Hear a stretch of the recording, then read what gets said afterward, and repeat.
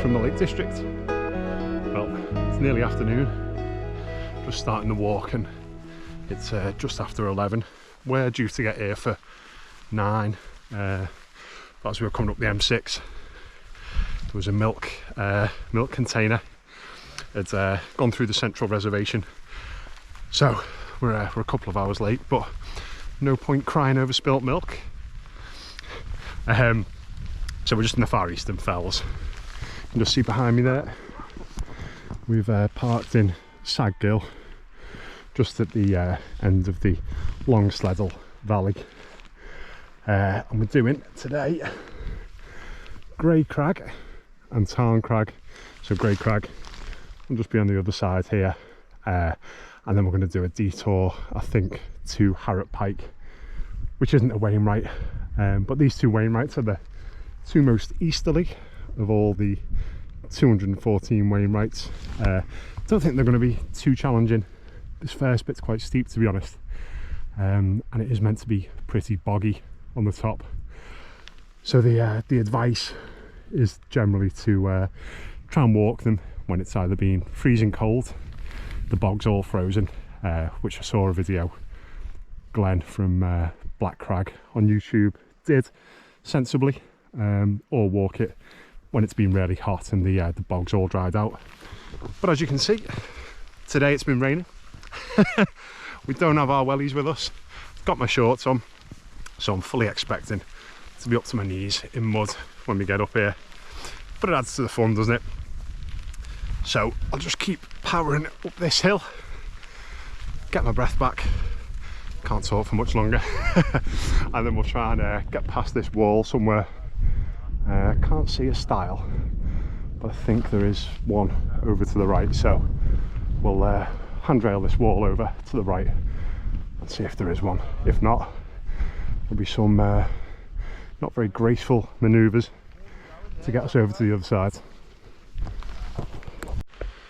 So there was a stile just back there. It was actually to the left of where I was stood when I did the last bit of filming, just marked by a big white plank facing down towards the road, so pretty easy to spot actually once you know what you're looking for. Reading the book and looking at the map, it said there's actually no public right of way through that field, but the farmer just lets people pass through. There's even a sign saying this is the way up Crag. But in saying that, when we got about halfway up, there was a signpost saying it was a public footpath, but as I say, it's not marked on the OS map, so not sure what's going on there. I'm just fighting my way through the ferns at the moment, pretty slippy underfoot. So I'll have to watch my step.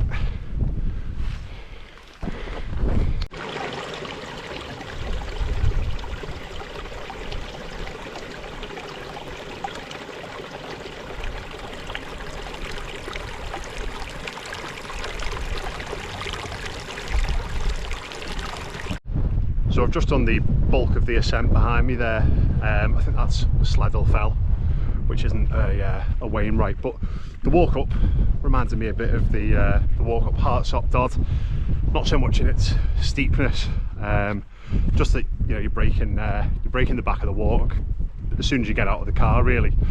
And as we've got towards the top, it has started to get a little bit boggy underfoot, but it's not too bad. Certainly not too bad here, but it was a bit boggier back there. Hoping it stays like this, to be honest, but I think once we get on the top here, it's going to be a little bit wetter. So just in front of us here, first Wainwright of the day is Grey Crag, and I think it's, yeah, looks like it's pretty simple, straightforward to get up there, and then we'll have a look, see how the see what the lay of the land's like, and maybe go out towards Harrop Pike, as I said earlier. It's not a Wainwright, but in Graham Mooney's book that we use, Walking the Wainwrights, it does say to take that detour. Makes the walk more enjoyable and possibly might divert us around the boggiest bits of the bog, but we'll see. So we'll keep walking up here. George with us again, star of the show, and then see what we can see from up there really. Views aren't too great so far. Wind's picking up a little bit, but I was too hot with my my waterproof on, so I've kept it off for the time being. It's okay whilst I continue walking. Just when you stop, you soon feel the temperature drop. Mountain weather forecast said 40km/h winds today, and feels like temperatures of -1, but it doesn't feel like that at the moment. Okay in a t-shirt just about. That might change once we get to the top here and we're not shielded by the side of the fell anymore. It's going to be a bit more exposed up there.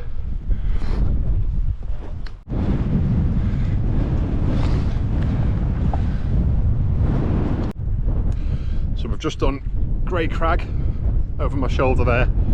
Stopped briefly for a bit of a butty, well, a whole grain wrap actually, watching my figure. But it's getting a bit blustery now, so I've decided to just carry on. We have just dipped out of the wind a little bit here. I've just turned the camera around. You can see Key, George and Chris there. So as I mentioned, we were looking at going up Harrop Pike, just over there. But Tarn Crag, the second Wainwright, is over that way. So I don't know if we're going to do Harrop Pike. We're just going to see what the terrain's like over here. If we can take a shortcut that doesn't seem too boggy or dangerous, then I think we'll leave Harrop Pike out for today, especially considering the fact you know, we were delayed for a couple of hours on the motorway. You know, it's put us behind a bit on the day, and there is beer to be drunk in the pub, and it's starting to rain too, so we'll see how the land lays, as I say, and then either go to Harrop Pike or not. I'll tell you in a sec. You can just see here where it's been you know, it's been soaking in the past and pretty boggy, but touch wood, it really hasn't been too bad so far. Well, I say that just as the other two have taken a sharp left, so I imagine it gets a little bit boggier further up, but yeah, it's not been as bad as I anticipated so far. I don't know if more boggy ground lies in wait over there, and it is actually marked on the OS map as being boggy. But yeah, regards Harrop Pike, looks like an executive decision has been made, because that's there, and these two decided to go this way. So maybe we can just handrail this fence over towards Tarn Crag. See what's what.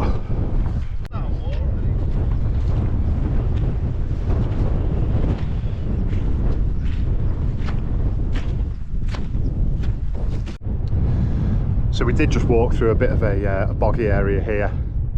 Wasn't as bad as I envisaged, to be honest, from seeing other videos.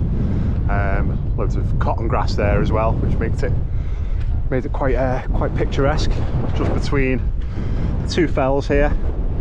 So this is Tarn Crag in front of us here. The temperature is dropping, but I'm resisting the urge to put my jacket on, because I know as soon as I put it on and start going up here, I'll start sweating again and want to take it off. Fashion choices, very difficult at times. There's another boggy bit here. Let's see how I fare. You never know if you're going to sink about 3 feet deep or just land on solid ground. Let's give it a go. No, it's okay. Try this next bit of a further jump. Ooh, survived. And I think that's it for the bog, to be honest, because we're headed up now. So all's well that ends well.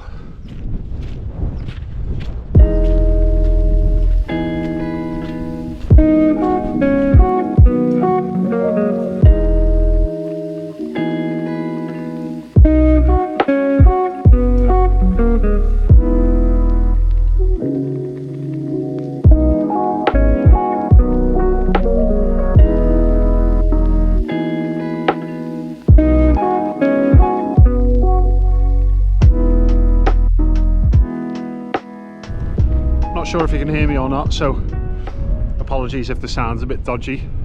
Just summited Tarn Crag behind me there, second and final Wainwright of the day. And Wainwright in his book said that the walker, when they're up here, can feel like they've sort of wandered outside of the Lake District, and you do get a sense of what he means. It does sort of feel like a transitional area from the peaks into the lakes, particularly with all the boggy ground. There's not much to see from up here, to be honest. What there is this interesting pillar. Oops, sorry for filming the sky. This interesting pillar in front of me. So this is a survey pillar that was put here by the Manchester Corporation. If you've seen my High Street video, you'll have seen that Haweswater, just over the way there, was a man-made reservoir to take water from the lakes down into to Manchester. So this survey pillar, together with a few others, was used to help construct the subterranean aqueduct that would convey the water from Haweswater into to the city. So in Wainwright's book, there's a sketch of this pillar, and it's still got the wooden scaffold around it that looks like it's fallen into a bit of a state of decay in his drawing. Obviously not here anymore, but when he did the books, he'll have written them 30 years or so from when the pillars were built in the 1920s. But yeah, the wood's long gone now, and I best stop filming because I feel like I'm about to be long gone if I don't put a jacket on, because it is bloody windy. July. This is July, apparently. It is absolutely freezing, and it really does feel like -1 now. Hands are red raw with the cold. Didn't think to plan for bringing winter gear, but here we are. Anyway, at least we're on the way down, but I think I need to book a holiday somewhere hot on a beach. Not that I don't love the lakes, of course I do, but we just never seem to get lucky with the weather at all. Even in the midst of what's been a heat wave before, with you know, in the lead up to this walk. But such is our luck.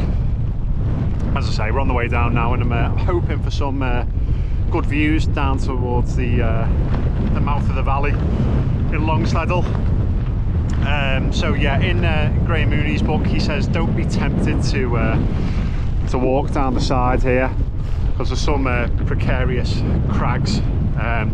Instead, handrail the fence that you'll see just to my right here.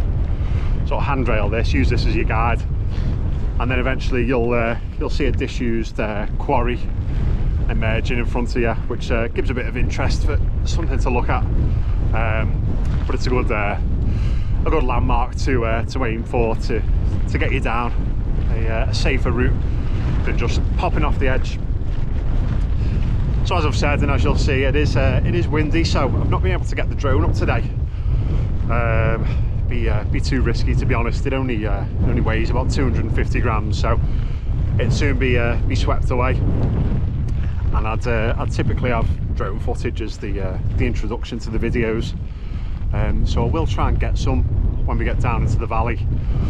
But yeah, if you're watching the video and the beginning was a bit more abrupt than usual, you were met with my ugly mug sooner than you expected. That's the reason why, because I've not been able to get the drone up. But we'll see what it's like when we get into the shelter of the valley. Might get some shots along there. But yeah, if you've not seen them, then that's why.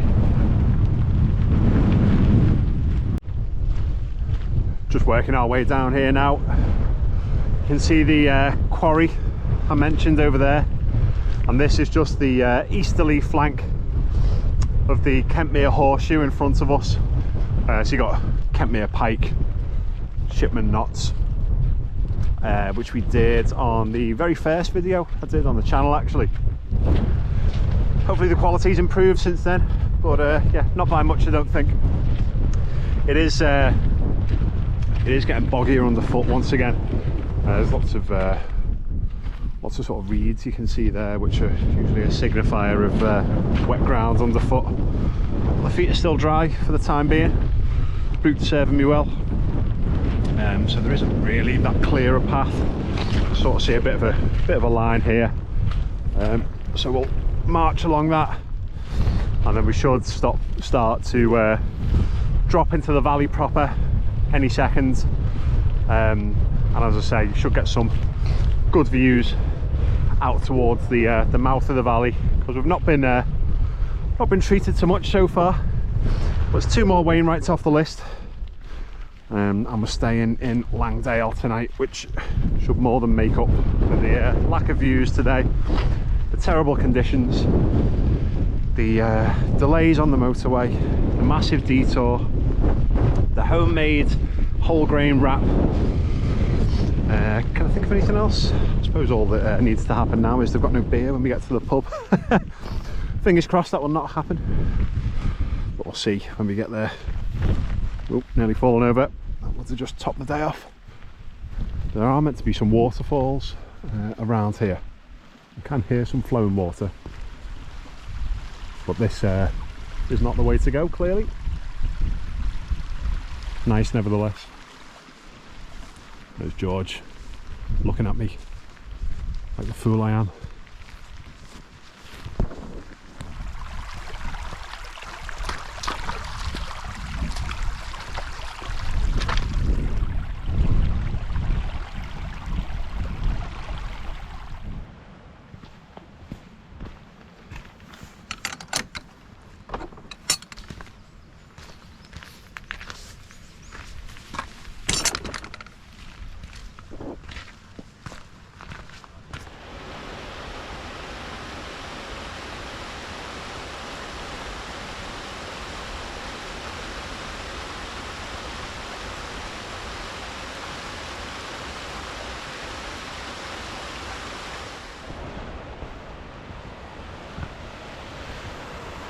So there's the waterfalls that were mentioned earlier.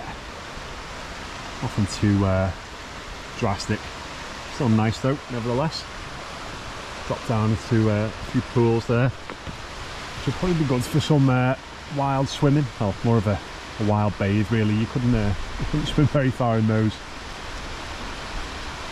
It just reminds me of a point I was discussing. Turn the camera around. But, point I was discussing online on a Facebook group I'm in.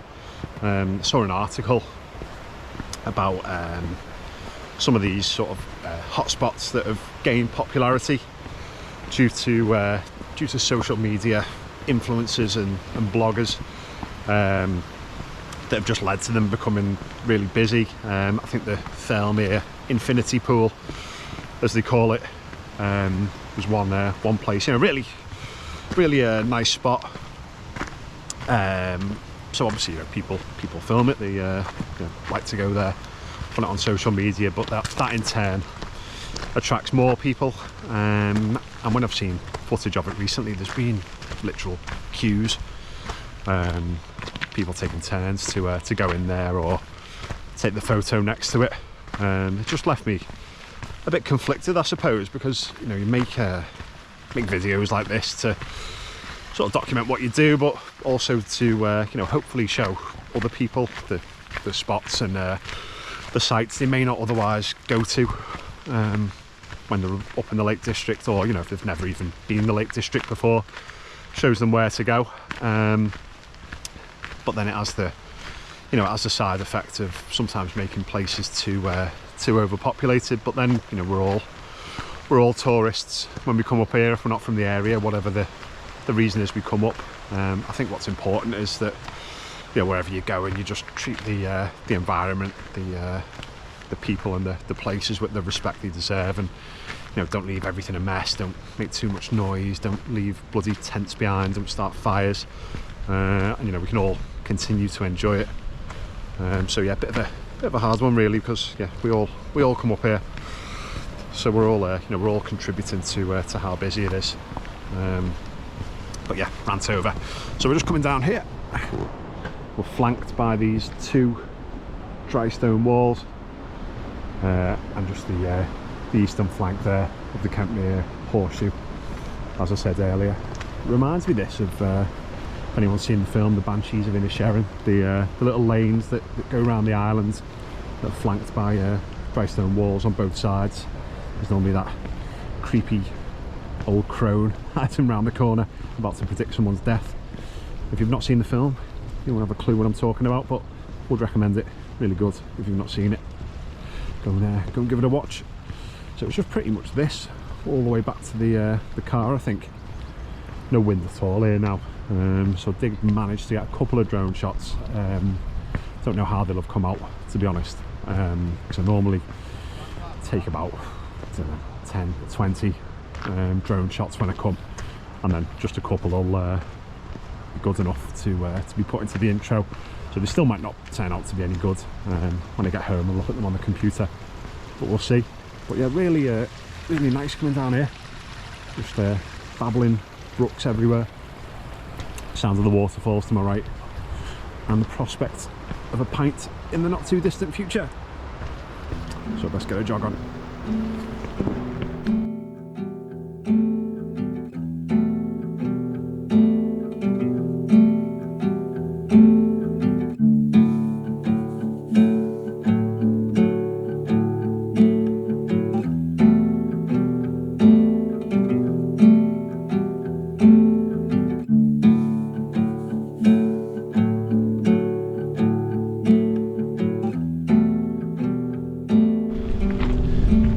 Nearing the end of the path now. The van is in sight, still there thankfully, so that's probably a good time to end the video, I think. We're just going for a pint now, so I'll give the obligatory pub and pint shot. But another 2 Wainwrights ticked off. Not the most impressive walk on the tops. Conditions haven't been great for us, being late hasn't helped either, so yeah, it's been a bit of a bleh kind of walk. But enjoyed the valley at the end there. It was pretty impressive, and as I say, we're staying in Langdale tonight to make up for it, so I might potentially film a bit more in there, but if I don't, then I'll see you next time. Not sure where we're going on the next one. Talking about staying out near Buttermere, so we'll have to decide what walk we're going to do. So that's what we do, decide where we're going to stay, look up the pubs, plan a walk later. So yeah, we'll see, but I'll keep you posted anyway. Until then, see you next time.